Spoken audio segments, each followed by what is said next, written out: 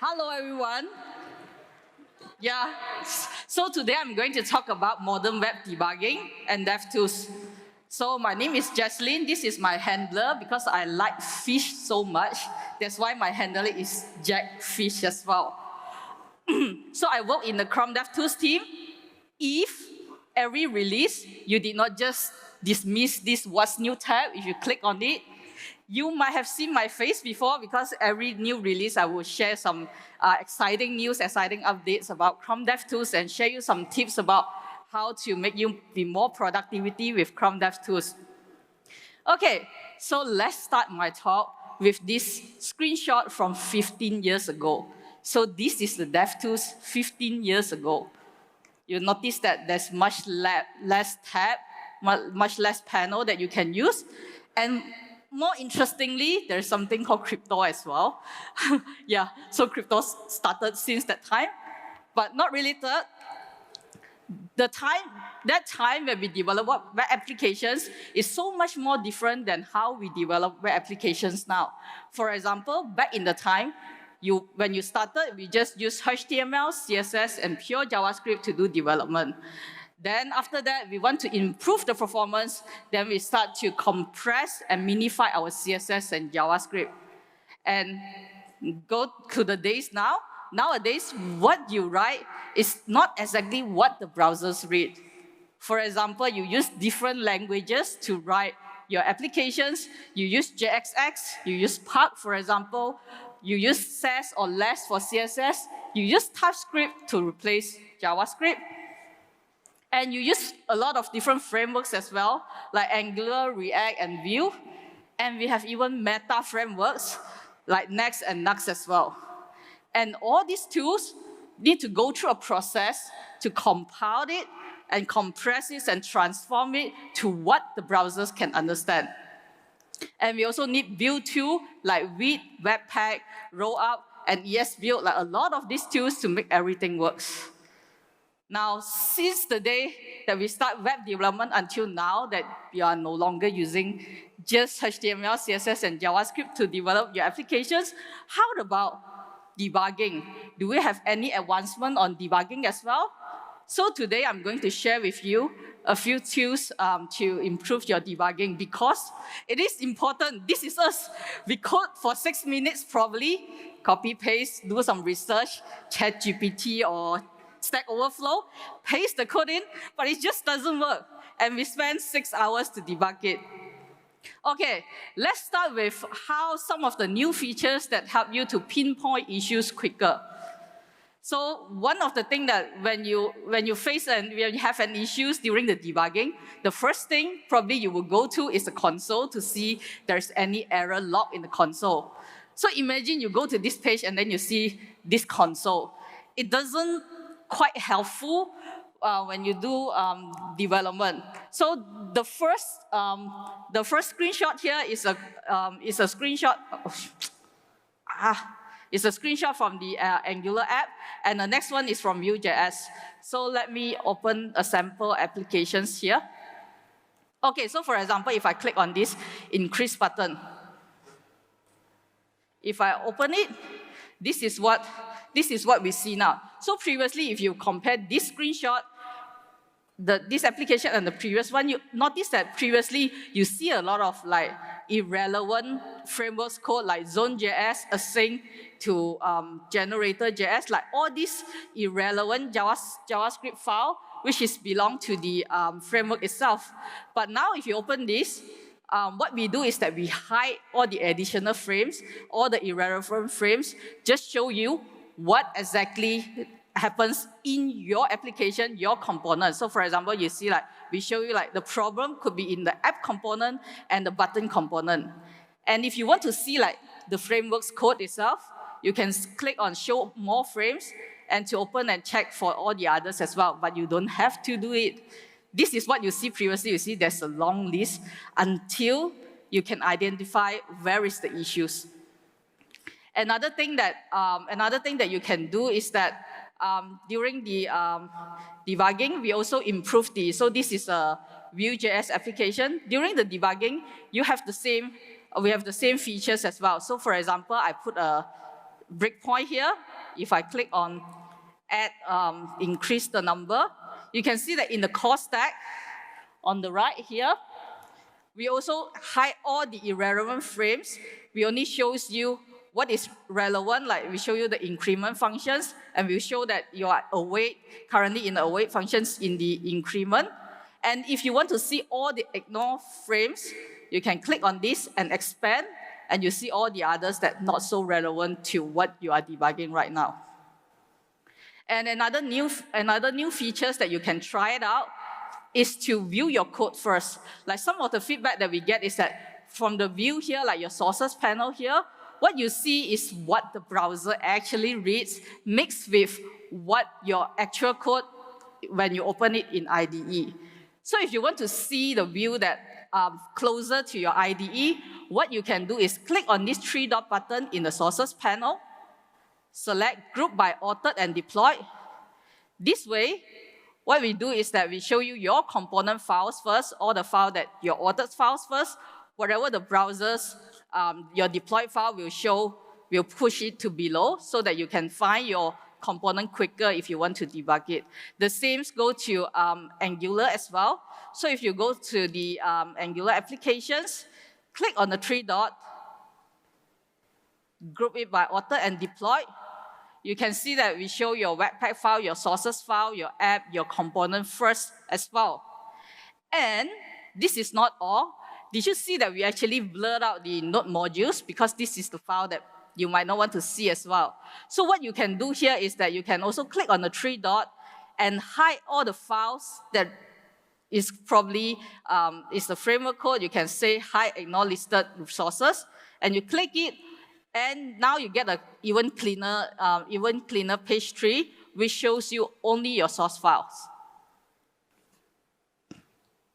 Okay, then the next question is, how DevTools know what to hide? Like, do we apply AI to do that, or do we not?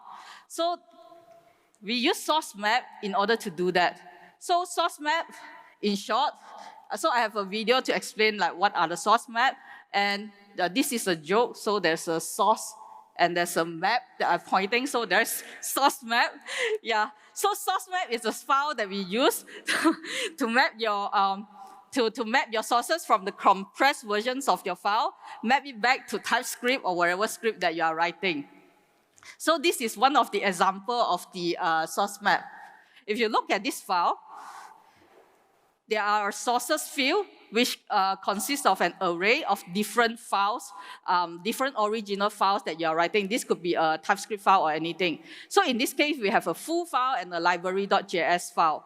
Imagine that the library.js is the files from the frameworks or any libraries. So what the frameworks can do is they can add another field. We call that source map extension, but it's basically a field to tell us that, hey, this file, lib.js file, you should ignore it. So as long as the frameworks or the build tools, when they generate the source map file, when they populate this field, then DevTools will read that field and ignore the file accordingly. That's why you have the cleaner stack trace. So framework need to tell us this. And the good thing is, if you are using Angular or Nuxt, it is supported, it works out of the box. You don't need to do anything. And if you use with and roll up or Webpack, Webpack have a plugin as well if you want to use. And you can also, like, for with and roll up, there is a field like source map ignore list that you can use to configure some additional file that you want to ignore during debugging.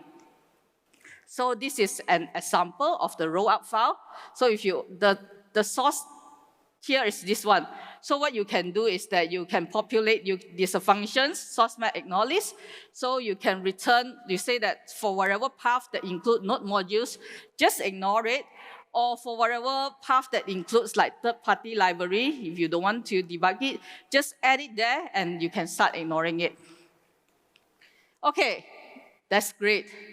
What if I'm a React user? Did I not mention? I did not mention any React now, right? So who is using React for development? Okay, it's almost half of the room. Okay, we are working with the React team to have it out of the box, but it doesn't support yet. What you can do is, you can do it manually. So from here, let me just show you. So for example, let's say this is your React applications, and let me just show the height as well. So let's say, like one of these file, polyfill.ts file, this is one of the files that you don't want to debug. You can right-click on the file, and you say, add this script to acknowledge. That's how you can do it. Or if the environment folder, like the whole folder, you don't want to debug as well, you can just right-click and add the directory to acknowledge. This has the same effect the browsers did with the Google acknowledge, but in this case, you sort of need to manually do it for one time for the browsers to remember your setting. So you can ignore the irrelevant files manually, and then you can also configure a list of like ignore file in the settings. So once you ignore the file, right? Oh, sorry, photographer, I will come back soon. So once you ignore the file, there is a pop-up will show here. You can say that if you want to remove it from the acknowledge, you can just click and remove it. But if you want to configure it, you can click on the configure, then you can open the settings, and you can set your own custom exclusion rules. You can add more or put less inside it. You can just disable it or just totally remove it. Okay. So the good thing is, like I mentioned just now, and what you see just now, the files are grayed out visually so that you know that these are the files that's not so important during development. And when you use Command P to search for any file, we also we will gray out those files that are not important as well, that you have ignored. Okay, next I want to talk slightly about beyond console.log. How many of you use console.log for debugging? Every one of us, right? This is us. When we debug, wherever, anyone use breakpoint for debugging? Okay, not bad, still a lot of hands. So every time when we talk about console.log, we see that, oh, everyone raise out the hand, and breakpoint is like, no, yeah, but. Okay, so I want to talk about a few improvement that we did in the breakpoints panel to help you to use this feature slightly better. So the first thing is that we redesigned the breakpoint UX to give you more quicker access to some common actions. So this is the redesign. So what we did is that now we group the breakpoint by files. If you look at the previous example, you see that we just show you like a big chunk of the file. We show you a big chunk of this file. But now we sort of group it by file, so it's easier for you to identify which file is it.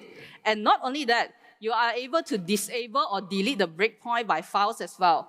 What do I mean by that is that if you go to your, for example, in here, last time if you want to disable, like for example, all the breakpoint inside a file, what you need to do is that you need to go scroll on your file and find all the breakpoint and disable it one by one. Or you need to right-click on the file. Now, what we did is that we add some shortcut action when you hover to the file, and we add a disable function here so that you can disable everything at once, or you can delete everything at once as well.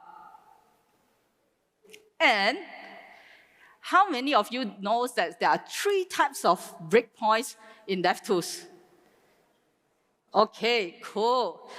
There are good news for those who know as well. So there are 3 types of breakpoints in DevTools. The first one is the breakpoint. When you click on it, then you set a breakpoint, that's done. The other type is conditional breakpoint.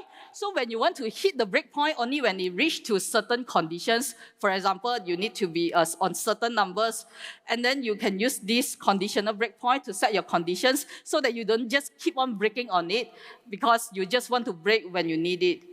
And the last one is log point. Log point is like console.log, but the good thing is that you don't need to sprinkle console.log in your code, and when you git check in, right, then you maybe get some warnings that there's console.log in your code, please remove it. Using log point, you can do it in DevTools, and you don't need to add it has the same features, and you don't need to do it in your code. So the good news here is we add a shortcut to set a log point and conditional breakpoint. Let me show you here. So in the last conference I went, we have this shortcut, which is using Command Option B in order to set a conditional breakpoint and log point conditional. But then there is this, there's one of the attendees just told me, how about you don't give us a really long shortcut? Just give me, what I want is that when I click on a point, just support like a command click, and then just help us to set the breakpoint easier. You know, this is like easy request, but our team just never thought of it before. And now that we added the command click. So if you have any new features in your mind, you can talk to me later and tell us. Probably you will see it in the next release of DevTools. Who knows? Okay. So what you can do here is you can, instead of right-click, you can use command click on any of the line to set a conditional breakpoint or a log point. And to make it even quicker, what you can do is that next to all this list of breakpoint, right, you can click on the edit button to toggle the edit of the conditional breakpoint or the log point. Last time, what you need to do is that you need to go here and then you right-click and then you edit the conditions and stuff like that. Now you can just use command click to do that. Okay. I also want to share with you some challenges that our team, when we try to fix the debugging experience, we hit some roadblock and we are trying to solve that. Source map, as I mentioned just now, is not perfect. So for example, this is a function. In this function, in this random greeting functions, I have a number variable and a greet variable. And I use these both variables to compute to show up the text greet and num. And in this case, you will use some minifier or some build tool to compress it. So this is your compressed file, so a minified JavaScript file. So what you see here is that you see hello E. And what you can see is that the number variable now become a shorter variable, E. And there's no greet variable as well, because the variable greet was removed. Because your build tool is so smart, it knows that you doesn't need it during the runtime, so it just totally remove it. This is okay if you don't debug your code. But if you are debugging your code, this sometimes might happen. So for example here, when you debugging into the functions, what DevTools will do is that for the number, we can show you the preview of the value, and you can edit the value in the scope pane as well. But we cannot do that for the greet, because this information is not mapped at all. This information is not in the source map at all, and it's impossible for us to know this variable, because we'll just no information for us to map it. So for your information, source map are an official standard. Although like our development changed for so many years, but source map spec is not changing for a very long time. Like since 2011, it's like 12 years from now, it hasn't changed much. And what we are currently doing is that there are a few teams currently doing is that we are trying to standardize the source map, work with a web standards organization to get it standardized, so that different tools, different build tools or TypeScript or whatever tools, when they generate our source map, is in the format that everyone agreed upon. The current source map spec have some ambiguity in the terms itself, so everyone sort of interpret it slightly different and generate out some slightly different source map. And we are also working on evolving the source map, harden the spec, and to improve the debugging experience. So we need build tool and all the tools to work together to improve it. Okay, the last part is about DevTools for productivity. So I want to share with you some tips to improve your productivity. Okay, so the first one, start with toggle CSS class. Who here use Tailwind CSS? Okay, if you use Tailwind CSS, so let me open the Tailwind page. Or if you are not, it works for all the other CSS files as well. So this is the Tailwind web page. So what I do here is I will focus on this, and then you can toggle this class. And what you can do here, you can just try to toggle different class to test on the different features. And what you can do, you can also type like, for example, I want to set the background. So it will show you all the class that you have defined for the background.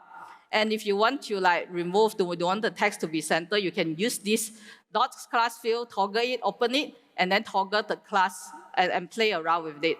So this is one of the features that you can use. And another one is that, or to override HTTP response header. So I think most of us in our development journey, we sort of hit this error before. Let me just refresh this page.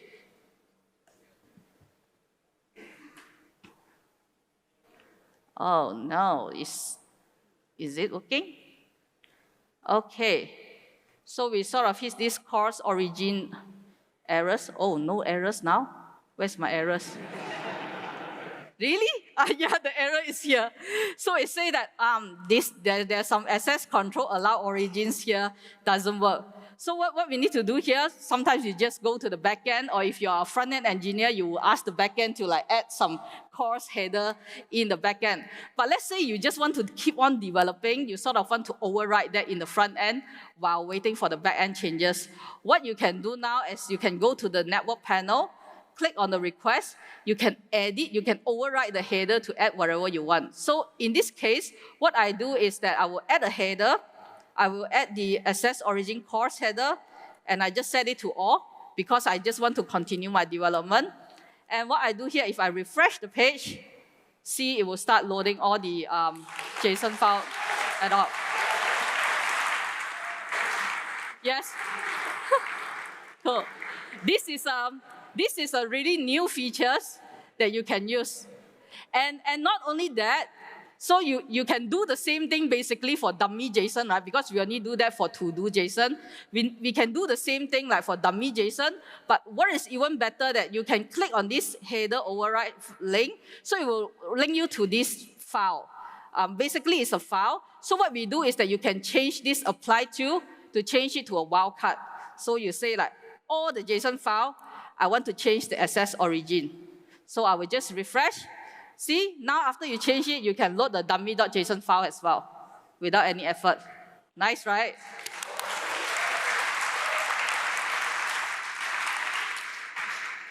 Okay, and another thing is that in the DevTools panel, it supports JavaScript snippet as well. So this JavaScript snippet, what you can do is can save you a lot of time, especially there are some functions that you need to run over and over again. You can just save it as a snippet. So for example, in this page, I have a get images snippet, I have a get LCP snippet. So I want to always like get the largest contentful pane in this page. So I have this snippet here which will help me to highlight it. So no matter what page I'm in, so for example, I'm in the elements panel. If I want to run these functions, what I need, once I save the snippet, what I can do is I can click Command P, and then I can use the exclamation mark, and then I just run the function. So for example, get LCP in this case. So in this case, it will just highlight the greatest LCP things for me, because I know that this is, as performance engineer, this is the function that I will run over and over again, so I just save it. So for example, I have another function to get images. So in this function, when I run it, it will get all the images of this page, and then I can like sort the page, sort the size, so that I can see like what are the images that I can remove from this page. So try it out, use the JavaScript snippet to make your life easier. And the last one, this one, in the last conference, when I share this, I get a lot of claps. Let's see if this one get more claps than the override. So let's go to YouTube. What sometimes we do is that we will type like a search function here. And from here, You might want to debug, there are some issues here, you want to debug this. But wherever you click on the, want to focus on the element, it is gone, right? So what you can do here is that you can click on the three-dot menu, pull out the rendering panel. There is a function called emulate a focus page here.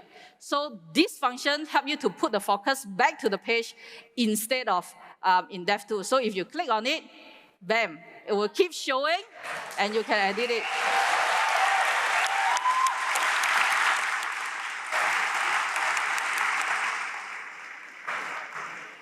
I tell you, these features have been there for 10 years or many years. And before even I joined Google, yeah. So this is a good features. And if you don't remember like the rendering tab, right? The last tips that I can get you is that everything is a command. So you can use command, basically you can use Command Shift P to pull out the command panel to run it. And if you don't remember this command, you can always click on the three-dot menu, click Run Command, and you can click like Focus Page.